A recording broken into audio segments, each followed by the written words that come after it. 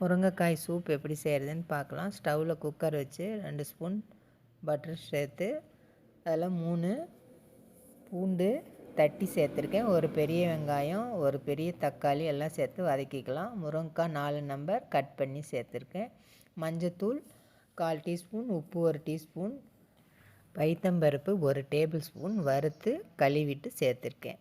இப்போ எல்லாம் சேர்த்து கலந்து ஒரு கொதி வந்தோடனே குக்கர் மூடி போட்டு விசில் வச்சிடலாம். 4-5 விசில் வந்தோடனே எடுத்து பார்த்தோம்னா முருங்கைக்காய் வெந்து வந்திருக்கு. முருங்கைக்காயில் உள்ளே இருக்கிற அந்த சதப்பகுதியை மட்டும் எடுத்து தனியாக வச்சுக்கலாம்.